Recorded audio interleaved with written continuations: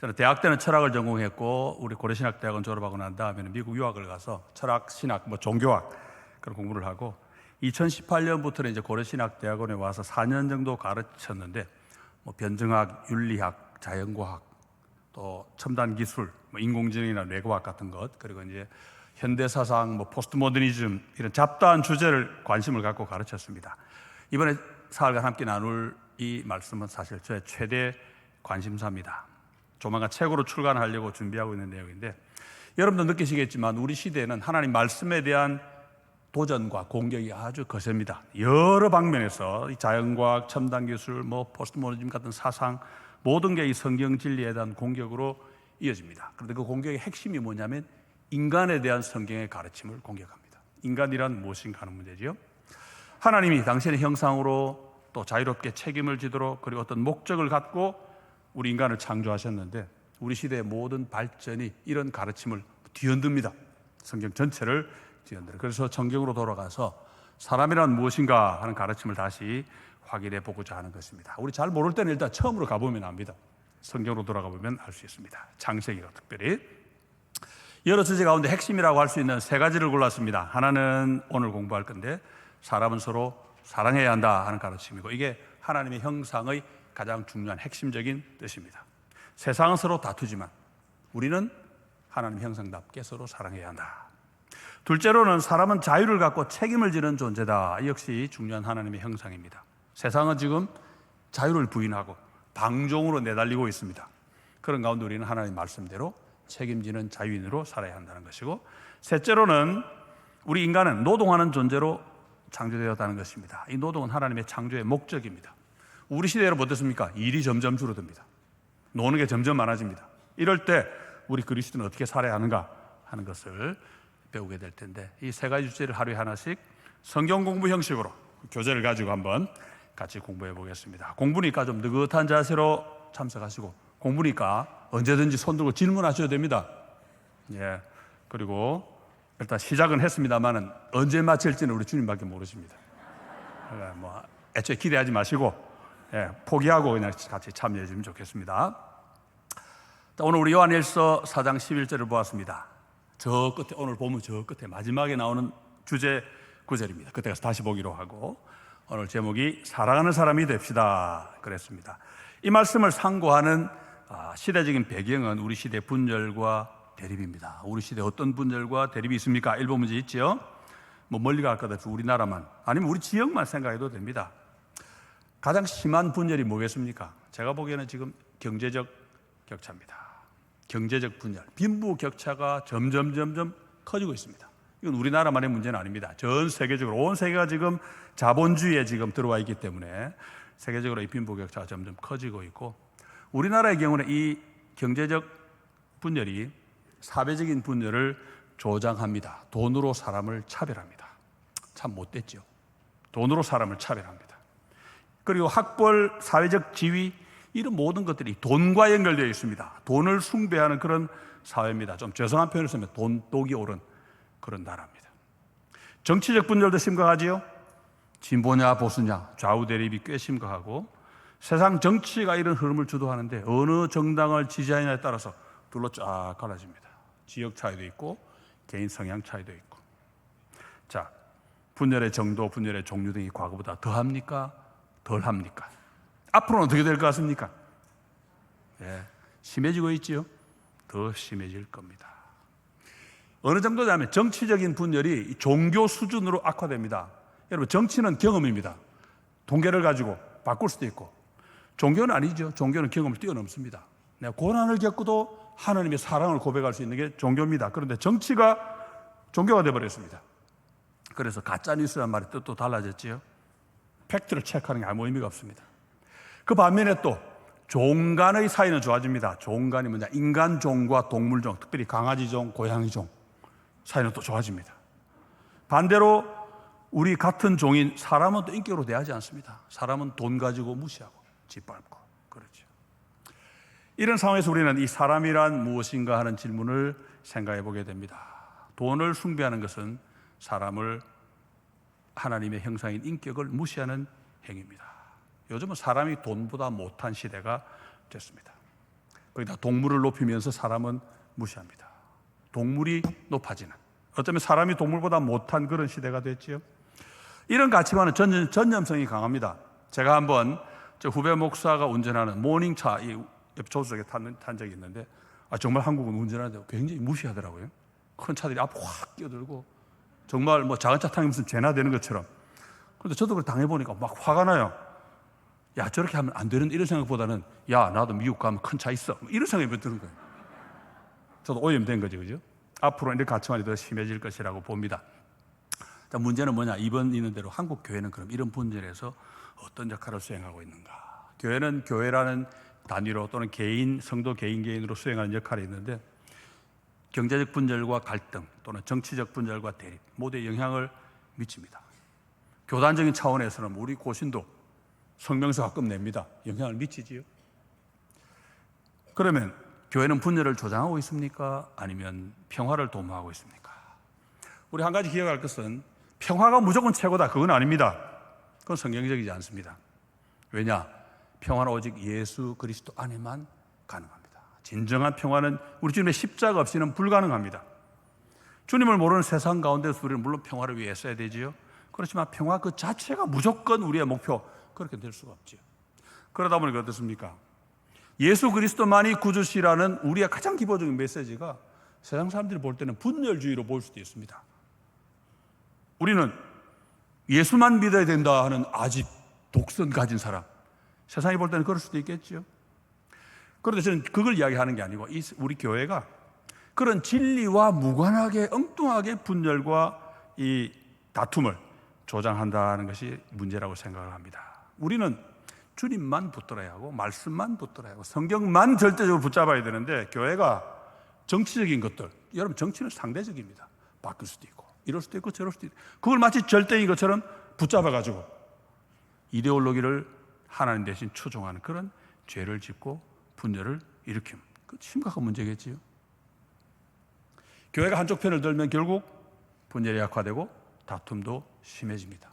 그러면서 내가 편드는 그게 마치 성경인 것처럼 착각을 하게 됩니다. 여러분 성경을 보십시오. 성경은 경제면에서 부자 편 들지 말라고 거듭 경고하지요. 부자에게 좋은 자리 내주고 하는 게 경고를 야고보서에서 하고 있지 않습니까? 그런데 오늘 교회는 어떻습니까? 교회가 자본주의를 너무 좋아해요. 여러분 자본주의는 성경적인 제도 아닙니다. 민주주의와 연결되어 있다 보니까 사람들이 자본주의가 좋다. 여러분 자본주의는 인간의 탐욕을 무한 허용해 주는 제도입니다. 돈의 힘에 너무 좌우되지요. 이데올로기를 따르는 것은 우상 숭배인데, 왜냐하면 그 이데올로기가 모든 걸 결정하니까 우상 숭배, 하나님의 수준이 돼버리지. 그런데 교회를 보면 참 재미있죠. 보수를 따른다 하는 교회가 있습니다. 우리 고신도 그렇고 총신도 그렇고 합신도 그렇고 그런 교회는 보수가 성경이다 그런 믿습니다. 진보를 따르는 교단도 있지요. 한신, 감신, 성공회, 거기도 진보가 성경이라고 믿습니다. 어느 쪽이 맞습니까? 성경은 다양한 가르침을 줍니다. 때로는 보수, 때로는 진보. 어느 한쪽이 성경이다, 그것은 옳지 않습니다. 교회는 언제나 그런 것들을 뛰어넘어서 하나님 말씀을 딱 붙잡고 그 말씀에 근거한 평화를 도모하는 것이 맞습니다. 값싼 평화는 아니죠. 예수 그리스도의 십자가의 근간, 주님의 보혈의 근간, 정말 비싸고 비싼 평화고 그 복음을 기초로 하는 참되고 영원한 그런 평화를 우리는 목표로 하고 있습니다. 어쨌든 세상과 교회 관계를 생각할 때는 많은 분열과 혼란과 갈등이 있는데 그런 상황 가운데서 그러면 우리는 성경은 어떻게 가르치는가?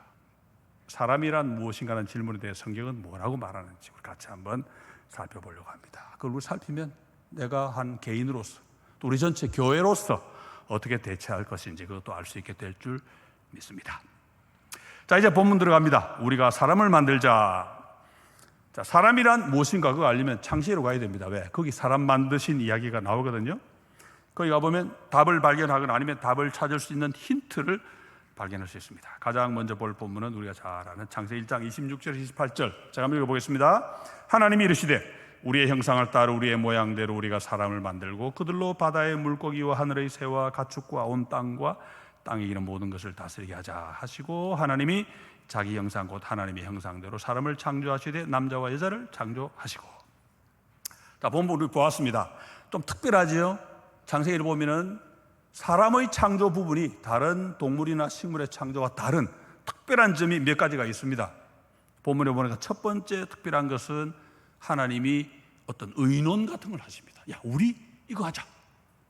이건 식물이나 다른 동물을 창조할 때 없었던 겁니다. 뭔가 중요한 어떤 일을 하시려는 듯 하나님이 야, 우리 이렇게 하자. 그렇게 말씀하시는 거죠. 이게 첫째고, 두 번째로는 하나님의 형상대로 지으셨다. 여러분, 정말 다른 피조물과 비교할 수 없는 놀라운 영광입니다. 왜요? 우리는 피조물입니다. 근데 창조주 하나님 당신과 닮도록 만들어 주셨습니다. 피조물 가운데 유일합니다. 이것이 사람 창조의 특별한 두 번째 요소. 그런데 본문을 보니까 무엇이 어떻게 닮았는지는 설명이 없습니다. 설명이 없는 대신에 힌트는 담겨 있습니다. 이따 보겠는데, 사람들이 그래서 이 힌트를 잘 못 보면 뭐가 하나님 형상인가에 대해서 막 혼란된 여러 가지 이야기를 합니다. 인간의 지성이 하나님 형상이다, 이성이 하나님 형상이다, 아니면 뭐 자유의지 또는 영적인 능력, 이런 의견들이고, 어떤 사람들은 사람의 외모가 하나님하고 닮았다, 뭐 그런 사람도 있습니다. 이유가 뭐냐니까 본문에 나오는 힌트를 잘 못 보고 지나가서 그런 게 아닌가 싶습니다. 그 다음에 세 번째, 인간 창조의 독특한 점은 하나님이 다른 모든 피조물을 맡기셨다는 것입니다. 통치해라. 하나님이 직접 하셔야 되는데, 우리 잘 이해할 수 있는 말로 하나님 우리 인간에게 하청을 주신 거예요. 내가 직접 해야 되지만 너희들이 대신 맡아 좀 해라. 하나님 우리에게 맡겨 주셨습니다. 이 세 가지가 이제 좀 독특한데, 하나님의 형상이 무엇일까? 이번 문제 나옵니다. 자, 하나님에 대해서 이게 힌트입니다. 단수, 복수가 어떻게 혼용되고 있습니까? 하나님의 복수 표현을 쓴 이유는 무엇일까요? 자, 처음에는 단수입니다. 하나님이 단수명사, 이르시되도 단수 동사, 히브리어는 동사가 단수, 복수가 따로 있습니다. 그 다음에 보십시오. 복수로 바뀌지요. 하나님 말씀의 내용을 보니까 우리 형상, 우리 모양, 우리가 다 복수, 1인칭 복수 대명사입니다. 거기다가 만들고 하는 말도 1인칭 복수 대명사입니다. 동사입니다. 그러고 난 다음 그 다음 절에 가니까 또 단수로 바뀝니다. 하나님이 자기 형상, 하나님의 형상 창조하실 때 전부 또 3인칭 단수입니다. 어떤 분들은 형상은 뭐고 모양은 뭐냐 그러십니다. 이건 간단히 히브리어 대꾸법이라 생각하시면 됩니다. 히브리어는 재미있게도 똑같은 말을 두 번 반복하는 경향이 있습니다. 표현만 바꾸어서. 이를테면 오라 우리가 굽혀 경배하며 우리를 지으신 여호와 앞에 무릎을 꿇자. 굽혀 경배하며 하는 말하고 무릎을 꿇자 같은 말인데, 같은 내용을 두 번 표현을 바꾸어서 반복하는 그런 경향이 있습니다. 그러니까 우리의 모양, 우리의 형상, 그렇게 표현했다고 생각하시면 되겠죠. 그럼 하나님이 왜 복수로 나왔겠습니까? 왜 하나님이 단수가 아니고 복수겠습니까? 우리 다 알고 있죠. 우리 어떤 교리입니까? 예, 삼위일체 하나님, 삼위 하나님을 나타내주는 표현입니다. 성부, 성자, 성령이 함께 일하셔서 창조 일을 하셨는데, 바로 이 사람을 창조하신 그 순간 하나님이 함께 일하신다는 모습을 우리에게 보여줍니다. 왜냐하면 그렇게 하나님이 함께 삼위, 성부, 성자, 성령이 한 하나님으로 일하신 그것이 우리 인간이 하나님과 어떻게 닮았는지 그것과 연결되기 때문에 인간을 창조하실 때 이런 표현을 사용하신 것입니다. 힌트지요. 자, 나와 아버지는 하나이라 주님 말씀하신 거지요. 성부, 성자, 성령이 하나이시여, 삼위일체. 성경 전체가 가르치는 아주 중요한 가르침입니다. 삼위가 성부, 성자, 성령이 세 하나님이 아니고 한 하나님입니다. 사랑으로 똘똘 뭉쳐 계십니다. 그러니 삼위일체라는 교리는요, 딱딱한 교리가 아니고 따끈한 사랑의 교리입니다. 삼위일체가 뭐냐? 사랑이다, 그런 뜻이지요. 같은 표현이 그 다음에 나옵니다. 예수님이 하나님께 드리신 기도인데, 아버지여, 아버지께서 내 안에, 내가 아버지 안에 있는 것 같이 그들도 다 하나가 되어 우리 안에 있게 하사, 성부, 성자, 성령이 서로의 안에, 성부가 성자 안에, 성자가 성부 안에, 이런 방식으로 이제 내주하심으로써 하나로 존재하신다 하는 것이 삼위일체 교리입니다.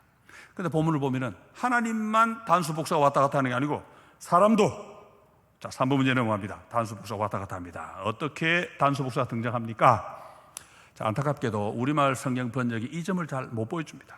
그래서 제가 원문을 다시 번역을 해보았는데, 아마 우리말이 대명사를 많이 쓰지 않기 때문에 그렇게 된 게 아닌가 싶습니다. 영어 성경 가지신 분 있습니까 혹시? 영어 성경 번역이 잘 되어 있습니다. 참고하시면 좋은데, 자, 제가 대신 번역한 겁니다. 자, 하나님이 사람을 창조하셨는데 자기 형상으로, 하나님 형상으로 그를 창조하셨고 남자와 여자로 그들을 창조하셨다. 이 원문 그대로 번역한 겁니다. 사람을 창조하셨다. 지금 3번 말씀하죠. 처음에는 일반적인 선언인데 사람을 창조하셨다 했는데 이 사람은 집합명사이기 때문에 단수도 되고 복수도 됩니다. 두 번째로는 자기 형상 하나님 형상으로 단수인 그를 창조하셨다 하고, 셋째로는 남자와 여자로 복수 그들을 창조하셨다, 그렇게 말씀합니다. 똑같은 표현이 창세기 5장 1절 2절에 나옵니다. 하나님이 사람을 창조하신 날 하나님 모양으로 그를 만드셨고 남자와 여자로 그들을 창조하셨고, 그렇게 되어 있습니다. 하나님 모양으로 단수 그를, 남자와 여자로 복수 그들을 창조하셨다. 자, 그러면 사람을 남자와 여자로 창조하신 것은 하나님 형상과 무슨 관련이 있을까요? 보통 이 구절을 가지고 남자뿐 아니라 여자도 똑같이 하나님 형상이다, 그렇게 말씀하는 분들이 있습니다. 말은 맞죠. 그런데 본문에 그런 뜻이 전혀 없습니다. 본문의 핵심 그게 아닙니다. 여러분, 죄송하게도 성경은 평등에 별로 관심이 없습니다. 평등 대신 뭐에 관심이 있겠습니까? 성경의 관심은 평등이 아니고 연합, 하나 되는 것, 거기에 관심이 있습니다. 하나가 되어버리면 평등 따질 필요가 없습니다. 누가 높구나고, 왜 하나인데 뭐 누가 높구나고 어떻게 따지겠습니까? 성경의 관심은 언제나 이 사랑의 연합에 있습니다. 그러다 보니까 남자와 여자로 창조하셨다 그랬는데, 원문이 재미있습니다. 원문은 남자 여자가 아니고 암수로 창조하셨다 되어 있습니다. 영어로 하면 man and woman을 창조하신 게 아니고 male and female을 창조하셨다. 영어 성경 보시는 분은 그렇게 나와 있습니다. 그런데 이제 우리말 암수는 여자가 먼저인데 성경은 남자가 먼저니까 수와 암으로 뭐 그래 되겠죠? 우리가 사용하는 언어는 대부분 이 암수란 표현을 인간에게 쓰지 않습니다. 그런 재밌게도 구약 성경 언어인 히브리어와 신약 성경 언어인 헬라어와 그리고 요즘 많이 쓰는 영어는 사람에게도 이 말을 씁니다. 아마 하나님이 특별한 뜻이 있어서 그렇게 하신 것 같아요. 영어 제가 적어놨죠. So God created mankind in His own image. In the image of God, He created him. 단수지요. 그리고 male and female, He created them. 아까 제가 번역한 그대로 영어는 잘 되어 있죠. 그들을 창조하셨다. 자, 여기서 이제 질문할 수 있는, 그러면 남여로 만드신 거하고 암수로 만드신 거 어떻게 다를까? 남자와 여자는 말 그대로 사람을 가리킵니다. 어떤 성적 특성을 가진, 저는 남자, 저는 여자, 그렇죠? 그런데 암수는 남성 또는 여성, 그 사람이 가지고 있는 성적 특성을 가리키는데, 중요한 것은 이 암수라는 말은 거의 대부분의 경우에 같이 써야 됩니다. 함께 있어야 뜻이 통하는, 둘이가 하나의 단위로 존재하는 그런 이 개념입니다. 마치 동량의 음량처럼 하나만 있으면 안 됩니다. 같이 있어야 됩니다. 음량처럼 암수도 마찬가지죠. 함께, 반드시 결합되어야 하는 존재고 함께라야 존재할 수 있고 함께라야 의미가 있는 그런 단위가 바로 암수입니다. 이게 바로 하나님 형상과 관련되는데, 자, 그 다음에 보세요. 둘째, 셋째 구절인데, 하나님 형상으로 그를 창조하셨고 남자와 여자로 그들을 창조하셨다. 아까 히브리어 병행구 말씀드렸죠. 같은 내용을 표현만 바꿔서 2번 반복합니다. 그러니까 사람을 암수로 창조하신 게 바로 하나님의 형상으로 창조하신 말과 통한다, 그런 뜻이 되죠. 우리말 번역은 남자와 여자를 창조하셨다 그랬는데 성경은 원문을 본 게 아니고 그들을 창조하셨는데 창조하신 방식이 남녀로 암수로 하셨다, 그러니까 부사구로 되어 있습니다. 그를 창조하셨는데 하나님 형상으로, 그들을 창조하셨는데 암수로, 두 개가 통한다, 그런 말씀이죠. 결국 사람 개인도 하나님 형상이지만은 여기서 창세기 1장 본문이 강조하는 것은 그게 아니고 인류 전체가, 인간이라는 존재 전체가 하나님과 닮았다, 지금 그렇게 말합니다. 인간의 존재 방식이 하나님의 존재 방식과 마찬가지로 뭡니까? 삼위일체 하나님이 성부, 성자, 성령이시지만 세 하나님이 아니고 한 하나님이십니다. 왜? 사랑으로 연합되어 계시기 때문에. 마찬가지로 인간도 남녀 그리고 다수의 사람이 많이 있지만은 하나님을 본받아서 한 사람처럼 하나로 연합되어야 한다. 이것이 성경이 우리에게 가르치는 하나님의 형상의 핵심적인 개념입니다. 하나님은 동물도 암수로 창조하셨겠지요. 그런데 동물 창조에 대해서 말씀하실 때는 하나님이 동물을 암수로 만드시고 이렇게 표현하지 않습니다. 사람에게만 하나님이 암수로 만드셨다 하고 분명하게 이야기를 하시고 그것을 하나님의 형상과 연결하고 있습니다. 자, 사람의 창조에 대한 첫 말씀의 결론을 좀 만들어 보면, 첫째로는 하나님은 사람을 당신과 함께 하나님의 형상으로 존귀하게 창조하셨다 하는 것이고, 그다음 성부, 성자, 성령의 삼위가 언제나 사랑으로 연합되어 계시는 한 하나님이시라는 것이고, 사람도 여럿이지만은 하나님처럼 하나님 형상으로 사랑으로 하나가 되도록 암수로 창조하셨다. 그렇게 연합될 때 하나님이 맡기신 사명, 다른 피조물을 다스리는 사명을 사랑으로 잘 감당할 수 있다 하는 것이죠. 자, 이제 2장으로 가봅니다. 인간 만드신 이야기가 3개 나온다 그랬죠? 이제 하나 보았고 2장에 가면 2개가 더 나옵니다. 2장이 좀 더 자세하게 설명해 주는데, 2장에 하나는 2장 7절에 나오는 아담의 창조, 또 하나는 2장 18절에서 25절에 나오는 여자의 창조입니다. 두 이야기 모두 사람이 뭔지, 하나님 형상이 뭔지 우리에게 보여주는 그런 말씀인데, 자, 2장 7절 봅시다. 여호와 하나님이 땅의 흙으로 사람을 지으시고 생기를 그 코에 불어넣으시니 사람이 생명이 되니라. 자, 사람을 창조하신 두 단계는 무엇입니까? 첫째는 흙을 빚으시고 흙으로 모양을 만드시는 거죠. 두 번째 단계는 그 안에 생기를 불어넣으셨는데, 마치 하나님을 도공인 양, 도자기를 만드는 그런 도공인 양, 그렇게 사람의 비교, 인간인 듯 표현하고 있습니다. 자, 그러면 2장 7절에서 사람의 창조 과정에서 다른 동물에게서 찾아볼 수 없는 특별한 점이 혹 있는지 다음에 내기 찾아봅시다. 자, 재료 특별합니까? 특별하지 않습니까? 재료가 뭐지요? 흙. 특별합니까? 특별하지 않습니까? 특별하지 않습니다. 왜? 동물과 흙도, 동물과 새도 흙으로 만드셨지요? 예. 그리고 앞에 보면요, 식물도 땅에서 나왔습니다. 하나님이 땅에게 야, 식물을 내라. 식물도 땅에서 나왔습니다. 그러니까 흙으로 만들었다. 그건 별로 특별할 게 없죠. 두 번째로 빚어 만드신 거는 특별합니까? 이 제작 방식이지요. 좀 특별할 것 같은데 뒤에 보니까 또 어떻습니까? 하나님이 동물과 새도 또 빚으셨어요. 거기다가 나중에 보면 하나님이 육지를 만드신 걸 두고 시편 이 노래하기를 뭐라니까? 하나님이 육지도 빚어 만드셨다. 그렇게 말합니다. 결국 모든 창조를 만드신 표현으로 빚으셨다 그러니까 인간만 특별하다 그런 건 아니죠. 세 번째로 생기 불어넣기는 어떻습니까? 자, 생기라고 했는데 생명의 숨, 그렇게 말했는데 이것 자체는 특별하지 않습니다. 왜냐하니까 나중에 노아 홍수 때 하나님이 사람과 함께 동물도 다 죽이셨지요. 그 죽은 동물이 다 이 생기를 갖고 있던 동물들입니다. 사람만 가진 게 아니라 동물들도 다 가지고 있으니까 특별하지 않지요. 그런데 불어 넣으셨다 하는 요건 좀 특별합니다. 좀 이따 다시 보기로 하고, 네 번째로 결과물, 생명이라 했는데 이건 사실 좀 죄송합니다만 오역입니다. 성경 번역을 잘못했습니다. 생물 하는 뜻, 생물. 이 말은 이미 창세기 1장에도 여러 번 나왔고 2장에도 여러 번 나옵니다. 사람만 이상히 번역을 해놓아 버렸어요. 생물이라는 뜻인데 살아있는 존재, 그런 뜻입니다. 그러니까 이것도 역시 사람으로서 특별한 건 아니죠. 숨을 불어 넣으신 그 행위, 하나님의 동작, 그건 특별합니다. 어떻게 할 수 있느냐? 성경 전체를 쭉 보면 알 수 있습니다. 자, 에스겔로 갑니다. 숨을 불어넣어 살린 경우를 에스겔 41장 1절 14절을 봅시다. 생기를 불어넣으신 행위 자체는 사람의 경우에만 해당되는 독특한 단계입니다. 아까 말씀드렸죠? 동물도 암수로 창조하셨지만 성경은 하나님의 동물을 암수로 만드시니라 표현하지 않습니다.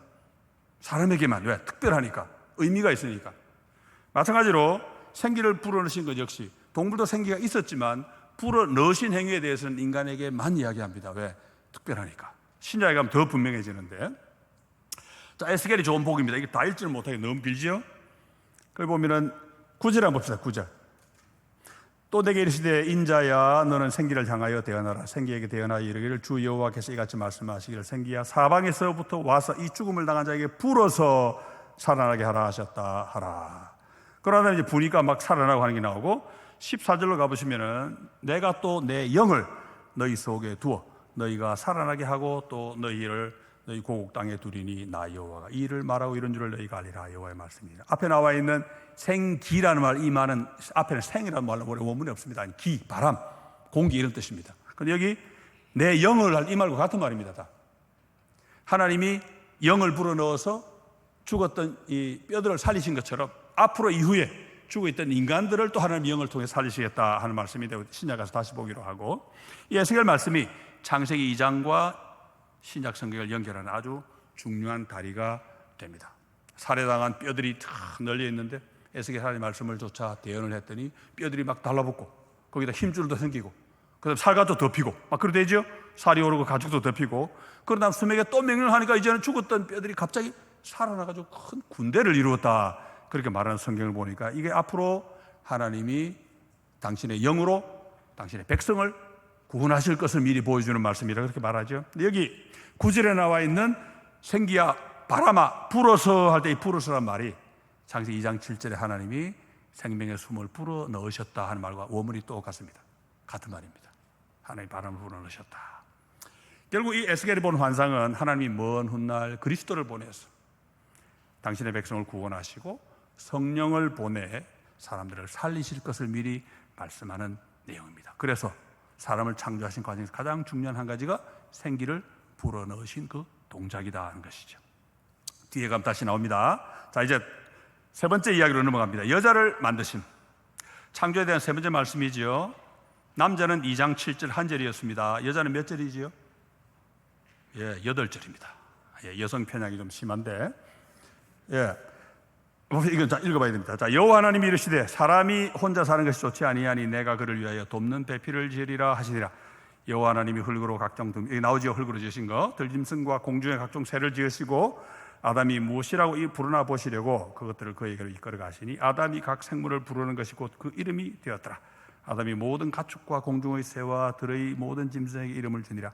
아담이 돕는 배필이 없으므로 여호와 하나님이 아담을 깊이 잠들게 하시니 잠들매 그가 그 갈빗대 하나를 취하고 살로 대신 채우시고 여호와 하나님이 아담에게서 취하신 그 갈빗대로 여자를 만드시고 그를 아담에게로 이끌어 오시니 아담이 이르되 이는 내 뼈 중의 뼈요 살 중의 살이라. 이것을 남자에게서 취하였은즉 여자라 부르리라 하니라. 이러므로 남자가 부모를 떠나 그의 아내와 합하여 둘이 한 몸을 이룰지로다. 아담과 그의 아내 두 사람이 벌거벗었으나 부끄러워하지 아니하니라.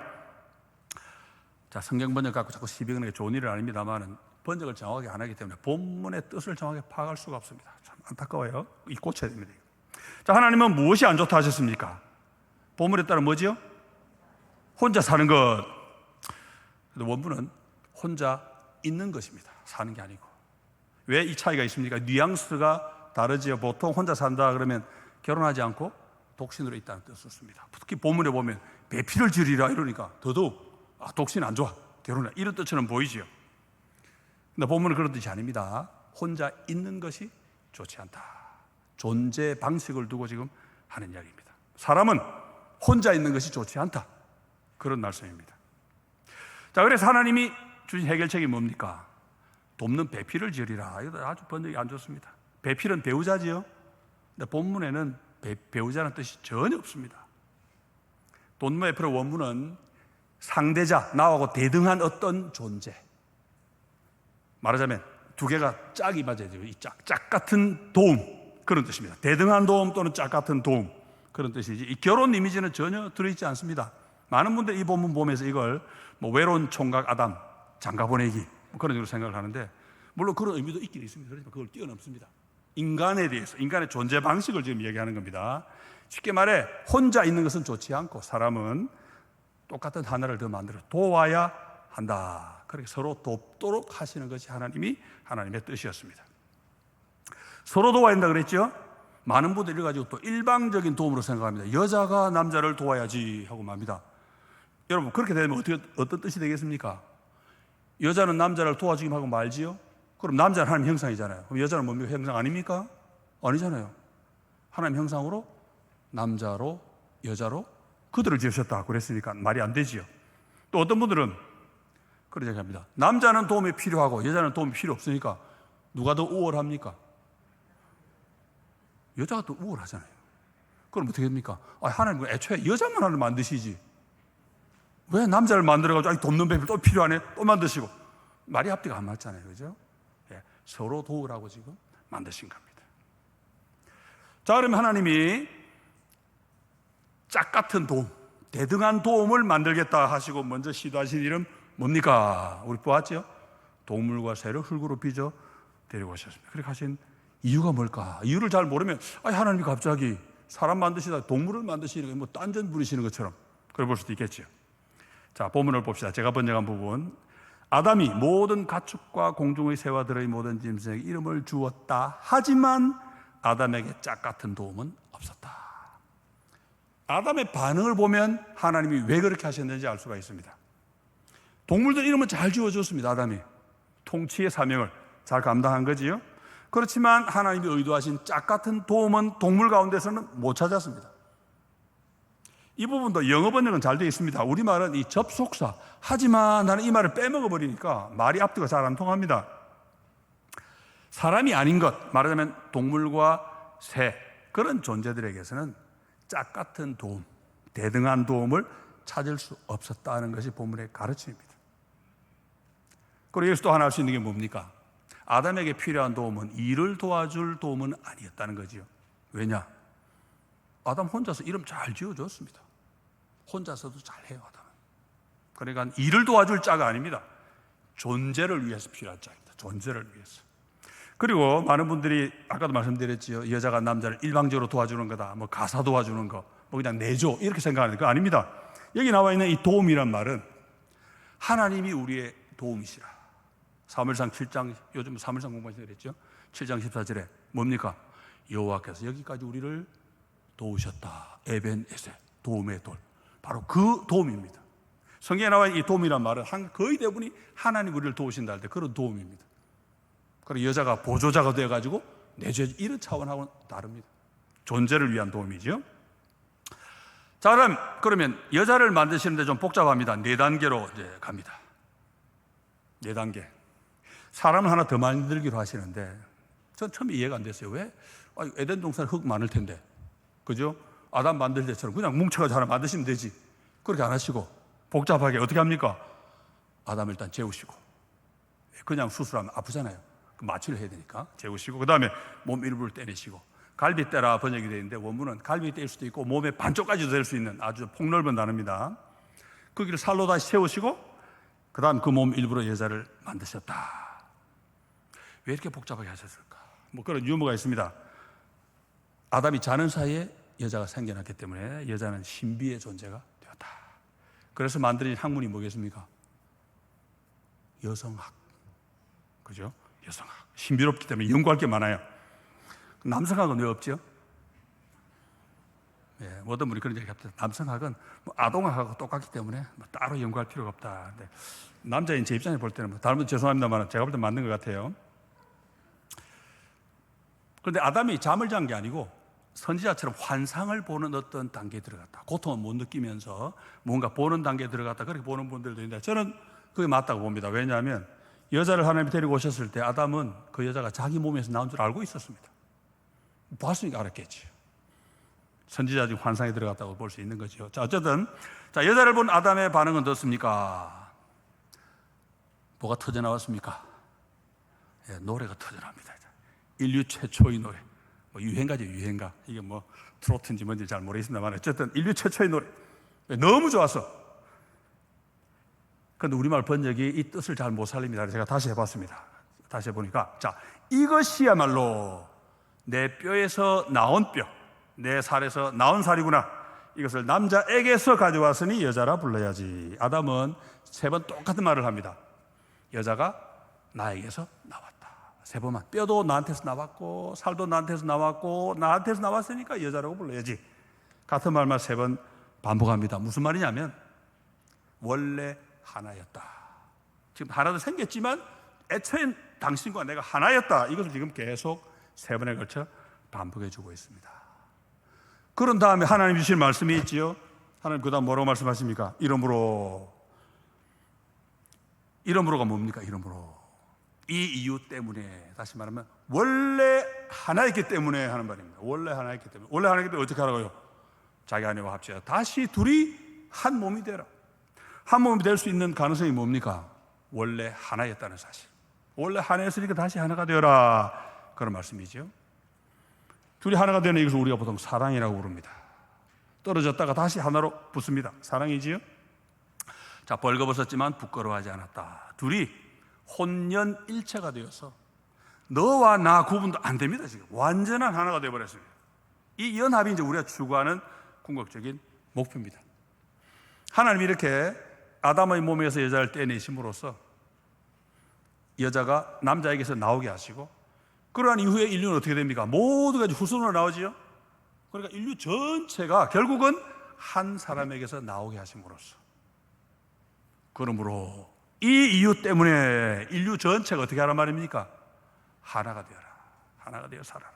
왜? 하나님처럼. 하나님이 성부, 성자, 성령 삼위지만 한 하나님의 연합에 계시는 것처럼 인류도 아무리 수가 많아도 하나에서 나왔으니까 다시 사랑으로 연합해서 하나가 되어라. 이것이 하나님의 가르침입니다.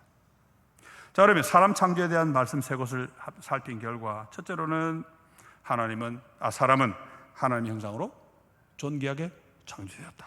둘째로는 그 형상은 사랑의 연합, 하나님처럼 사랑의 연합이라는 것이다 하는 것이고, 세 번째로는 그런 연합을 위해 하나님은 사람을 모두 한 사람에게서 본디 하나가 되도록 그렇게 만드셨다 하는 것입니다.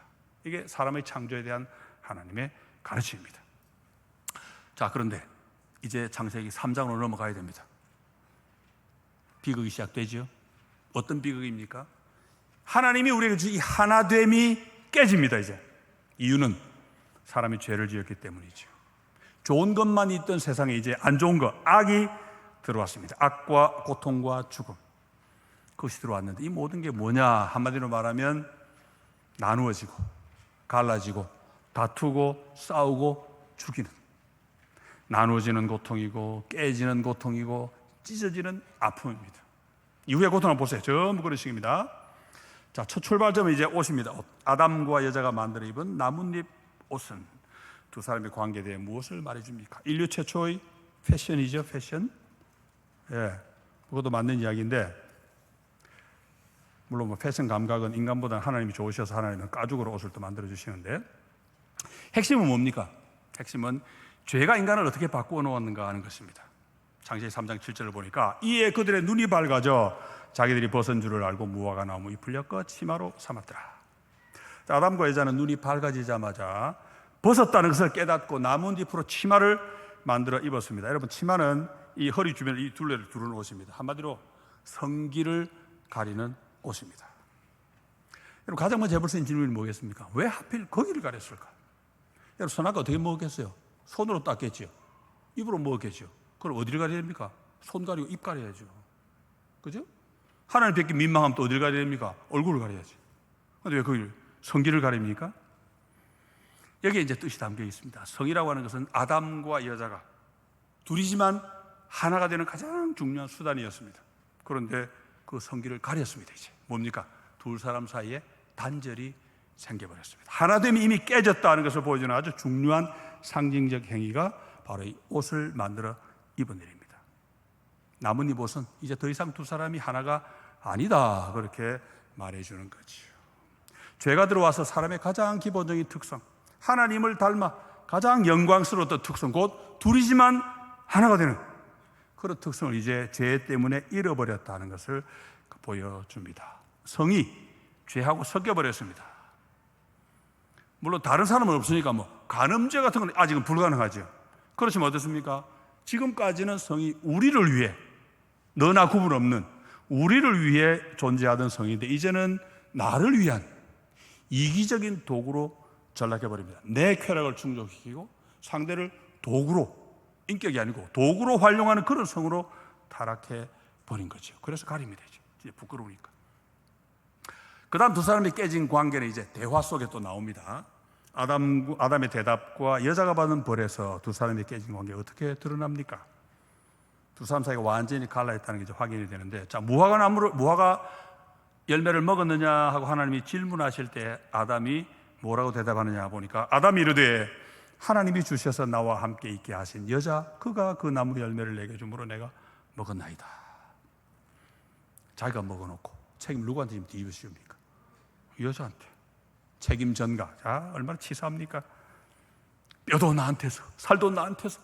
그런 아담 아니에요. 이 아담이 그 아담 맞나 싶을 정도로 태도가 달라졌지요. 심지어 여자를 하나님이 주셨잖아요 하면서 하나님 책임도 있어요, 이렇게 지금 하나님도 공격합니다. 여자를 죽여서라도 나는 살겠다. 완전한 분열이죠. 둘이 갈라졌다는 것입니다. 그 다음 여자가 받은 벌이 나옵니다. 또 여자에게 이르시되 내가 내게 임신하는 고통을 크게 더하리니 내가 수고하고 자식을 낳을 것이며 너는 남편을 원하고 남편은 너를 다스릴 것이니라 하시고. 자, 여자와 남자가 갈라졌다는 것을 다시 한번 이제 확인을 해 줍니다. 첫째는 임신이 고통이 된다 그러셨죠? 임신하는 고통을 크게 더하겠다 이 시작했는데, 임신은 성관계를 통해 이루어집니다. 지금까지는 사랑을 나누던 그 성관계가, 말하자면 둘이가 하나됨을 확인하던 그 기쁨을 주는 그런 행위가 이제는 고통을 주는 행위로 전락합니다. 왜? 깨졌으니까. 성범죄라는 말이 있죠. 그 고귀하듯이 이제는 죄 짓는 수단으로 전락해버립니다. 또 두 번째로는 더 비극적인 것인데, 남녀 관계의 불평등이 개입이 됩니다. 자, 여자가 남편을 원한다 그런 표현이 나오죠. 원문은 너의 소원은 내 남편에게 있다 그런 표현인데, 여러 가지로 해석이 가능합니다. 네가 남편을 사모한다 그런 뜻도 되고, 아니면 네가 남편을 지배하고 싶어한다 그런 뜻도 되고, 아니면 너의 여러 가지는 모두 남편의 통제 아래에 있다 뭐 그런 뜻도 가능한데, 핵심은 이렇든 저렇든 결국은 남편이 너를 지배할 것이다 하는 것입니다. 여러분, 다스린다 무슨 말입니까? 하나님이 인간에게 다른 피조물을 향해 시행하라고 주신 명령이지요. 근데 그게 인간이 인간을 향해 다스리는 일을 해버립니다. 이게 비극의 시작입니다. 오늘까지 인류를 괴롭히는 성차별이 이제 여기서 비롯되었습니다. 가정폭력, 성폭력, 사회적인 차별. 인류의 절반이 여성인데 여성의 고통이 오늘도 이어지고 있죠. 여러분, 하나님 없는 세상 한번 보세요. 특별히 이슬람 한번 보세요. 얼마나 여성 인권 비참합니까? 여러분, 불과 백수십 년 전에 여자들은 투표도 못했습니다. 지금 많이 좋아진 거죠. 아직도 이 성차별은 심각한 사회적인, 가정적인 문제입니다. 자, 분열. 그 다음 단계 분열이 또 나옵니다. 이제 부부가 분열된 게 아니고 그 다음 단계. 여자가 받은 벌에 또 어떤 아픈 분열이 내포되어 있습니까? 자, 임신하는 고통. 여기는 부부 사이가 갈라졌다는 것 말고 부모 자녀 사이가 갈라진다는 뜻도 담겨 있습니다. 여러분, 임신은 뭡니까? 어머니가 되는 게 임신이죠. 그런데 그게 고통이라고 하셨습니다. 여러분, 자녀나 기르는 거 얼마나 우리에게 큰 기쁨을 줍니까? 그런데 그게 고통으로 바뀝니다. 시작도 되기 전에. 거기다가 출산도 고통이 된다 그러셨죠. 아이를 낳는 것도 고통입니다. 여러분, 이건 산통 가리키는 게 아닙니다. 무통 분만 주사 꼭 맞으시기 바랍니다. 에피듀럴. 임신과 출산 두 가지가 다 고통이 된다. 이 말씀은 어머니가 되는 것이 고통이 될 것이다. 그런 말씀입니다. 거기다가 아이는 어머니 혼자 낳는 게 아니죠. 아버지도 아이를 낳습니다. 옛 시조에 아버님 날 낳으시고 어머님 날 기르시니. 어릴 때는 무슨 말인지 몰랐죠. 나이가 들면서 그런 뜻이구나 깨닫는데, 성경도 이 낳는다는 말을 남자에게 적용합니다. 아브라함이 누구 낳았죠? 이삭을 낳았습니다. 아담도 셋을 낳았습니다. 결국 이 고통은 부모가 되는 고통을 가리킵니다. 무슨 말입니까? 남녀만 갈라진 게 아니고 부모 자녀 사이도 이제 갈라집니다. 지금 이미 부부가 갈라졌습니다. 그러면 자녀가 태어나면 하나가 될 방법이 있습니까? 없습니까? 불가능합니다. 이미 갈라져 있는데 어떻게 하나가 되겠어요? 이런 잘못된 관계가 이제 보통 편애로 나타나죠. 편애는 참 큰 죄입니다. 부모가 자식을 골라서 좋아하기도 하고 미워하기 참 나쁜 죄죠. 자, 이게 이제 거기서 끝이 안 납니다. 그 다음 단계로 갑니다. 자, 4번. 파죽지세로 뻗어나가는 갈라짐 결국 어떤 비극으로 이어졌습니까? 파죽지세 아시죠? 대나무가 쪼개지는 것 같은 그런 느낌. 쪼개보셨습니까? 저 쪼개봤습니다. 대나무 쪼개면 어떻습니까? 위에 칼 대면 쫙 끝까지 갈라집니다. 대나무. 부부 사이가 갈라지고 부모 자녀 사이가 나눠지면 그 다음에는 뭐죠? 본문에 나옵니다. 이제 형제가 갈라질 차례입니다. 그들이 들에 있을 때 가인이 그의 아우 아벨을 쳐 죽이니라. 형이 동생을 쳐 죽여버립니다. 인류 최초로 태어난 영광스러운 아들이 인류 최초의 살인자라는 가장 부끄러운 인간으로 전락해 버립니다. 자, 이제는 온 인류로 확산이 됩니다. 그 다음 본 보세요. 여호와께서 사람의 죄악이 세상에 가득함과 그의 마음으로 생각하는 모든 계획이 항상 악할 뿐임을 보시고 땅 위에 사람 지으셨음을 한탄하사 마음에 근심하시고 이르시되 내가 창조한 사람을 내가 지면에서 쓸어버리되 사람으로부터 가축과 기는 것과 공중의 새까지 그리하리니 이는 내가 그것들을 지었음을 한탄함이라 하시리라. 그때 온 땅이 하나님 앞에 부패하여 포악함이 땅에 가득한지라. 이 나누어짐, 이 분열, 이 다툼이 온 인류에게 확산이 됩니다. 그래서 하나님이 노아 시대에 홍수를 보내 죽이신 것입니다. 한마디로 사람이 사람답지 못했기 때문에. 사람다운 게 뭡니까? 하나님을 본받아 사랑으로 연합되어야 되는데 하나님 다움을, 하나님 형상을 잃어버렸습니다. 사람이 사람답지 못하면 뭡니까? 존재할 이유가 없잖아요. 존재 이유가 없습니다. 마치 주님 말씀하신 맛 잃은 소금하고 똑같은 거죠. 그런 상태를 성경은 부패했고 포악함이 넘쳤다. 그러면 이 두 가지 잘 기억하시기 바랍니다. 부패는 썩은 것이고 포악함은 악한 폭력입니다. 너와 내가 나누어지고 이제는 나만 챙기고 이웃은 짓밟고 죽이는 그런 세상이 되어버렸습니다. 그러니 어떻게 됩니까? 이제는 온 세상이 아담의 범죄 때문에 저주를 받습니다. 그 뒤에 본문 읽지 않겠습니다.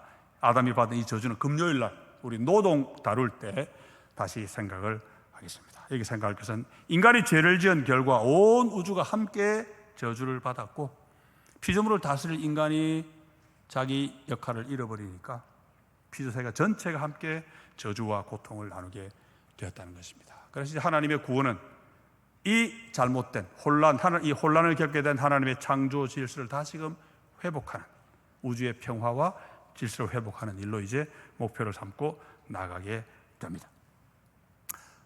자, 하나님이 인간을 만드시고 사람이 죄를 지었고 그 다음 단계는 하나님의 구원으로 넘어갑니다. 하나님은 사랑의 하나님이죠. 구원의 하나님이죠. 여러분, 하나님이 얼마나 놀라운 구원을 주십니까? 사람이 죄를 지었습니다. 하나님 뭐라 그러셨죠? 반드시 죽을 것이다 그러셨는데 사람이 죄를 지으니까 딱 죽이셔야 되는데 그렇게 하지 않고 뭐부터 하십니까? 구원부터 선포하십니다. 이 하나님 놀라운 사랑이죠. 사람이 죄를 지었는데 벌 주시기 전에 구원부터 선포하시고 그 다음에 벌을 주십니다. 거기다가 하나님이 내가 너희를 구원해 주마 하고 말씀하셨는데 옛날 그 상태로 원상태로 복귀시켜줄게 이게 아니고 원상태보다 훨씬 존귀로운 자리로 내가 높여주마. 이게 하나님의 구원입니다. 예수 그리스도 안에서. 자, 한번 볼까요? 자, 뱀에게 내리신 저주가 우리 인간을 위한 구원의 약속이 됩니다. 이 뱀에게 주신 저주인데 내가 너로, 뱀입니다, 여자와 원수가 되게 하고 너의 후손도 여자의 후손과 원수가 되게 하리니 여자의 후손은 내 머리를 상하게 할 것이요 너는 그의 발꿈치를 상하게 할 것이니라. 저주의 핵심은 서로 원수가 되게 만든다, 적대감을 가운데 둔다, 그런 뜻입니다. 뱀과 여자 사이에, 또 뱀의 후손과 여자의 후손 사이에. 왜? 지금 뱀과 인간이 한편이 되어버렸거든요. 하나님 그래서 둘 사이에, 한편 된 둘 사이에 적대감을 두셔서 둘을 원수 사이로 만들어 놓겠다, 다시 떼어 놓겠다, 그렇게 말씀하십니다.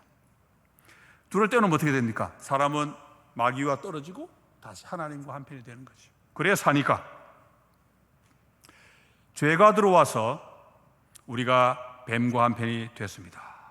그럼 어떻게 해야 다시 한편이 됩니까? 우리 하나님과 한편이 되려면 그 죄 문제를 없애야 되잖아요, 그죠? 그래서 하나님이 그 죄 문제를 없앨 수 있는 방법을 가르쳐 주십니다. 죄 문제는 우리 인간이 자력으로 해결을 못합니다. 인간이 죄인이기 때문에, 죄에 빠졌기 때문에. 그래서 하나님이 약속하신 구원자가 바로 여자의 후손입니다. 그래서 오늘 방금 이 본문을 보통 원시 복음이라 그러죠. 원시 복음, 최초의 복음, 그런 뜻입니다. 예수 그리스도의 십자가 구원이 처음 계시된, 그러니까 처음에는 무슨 뜻이 좀 애매하지요. 근데 신약 성경 알고 나서 다시 가보니까 이게 그리스도에 대한, 그리스도를 통한 구원에 대한 말씀이구나 하고 깨닫게 됩니다. 참 놀랍고 감사한 말씀인데, 하나님의 아들이 여자이시 사람의 아들로 오셔서 십자가에 달려 죽으실 것입니다. 십자가 죽음이 어떻게 나타났습니까? 본문에는 뱀이 여자의 아들의 발꿈치를 물 것이다. 그렇죠? 그렇지만 그 그리스도는 마귀를 이기고 우리를 구원하실 겁니다. 그걸 본문이 표현하기를 뱀의 머리를 상하게 할 것이다. 뱀을 죽이고 이기실 것이다, 그런 뜻이지. 그런 약속을 주신 다음 하나님이 오랜 이후에 아브라함을 택하셨습니다. 아브라함을 당신의 백성으로 택하시고 아브라함과 후손에게 어떤 기대를 하셨습니다. 노아 홍수가 끝나고 난 다음에 하나님 지금까지는 온 인류를 심판도 하시고 상도 주시고 하다가 이제 구원의 계획을 좀 더 구체적으로 보여주시는데 아브라함을 택하시고 그의 후손 가운데서 그리스도를 주시고, 그리고 그리스도 오실 때까지 아브라함의 후손은 하나님의 택한 백성이 되어서 원래 인간은 이렇게 살아야 된다 하는 모습을 불신자들에게 보여주도록 그렇게 하나님이 아브라함을 택하셨습니다. 그래서 아브라함을 택하시고 그의 백성을, 아브라함의 후손을 거룩한 삶을 살도록 훈련을 시키셨습니다. 다시 말해 아브라함 때문에 온 인류가 복을 받도록 그렇게 하셨죠. 인류가 다 범죄하고 타락하고 인간다움을 잃어버리고 하나님 형상 잃어버리고 타락해도 너희들만은 하나님 형상을 잘 간직하고 인간은 원래 이래야 돼 하고 사람들에게 보여주라. 그렇게 하나님이 아브라함을 택하셨습니다. 택하신 내용을 한번 볼까요? 자, 아브라함은 강대한 나라가 되고 천하 만민은 그로 말미암아 복을 받게 될 것이 아니냐. 내가 그로 그 자식과 권속에게 명하여 여호와의 도를 지켜 의와 공도, 이거 두 가지 기억하시면 좋습니다. 의와 공도를 행하게 하려고 그를 택하였나니 이는 나 여호와가 아브라함에게 대하여 말한 일을 이루려 함이니라. 아브라함이 기대하신 두 가지가 의와 공도입니다. 이게 바로 여호와의 도라 그랬죠.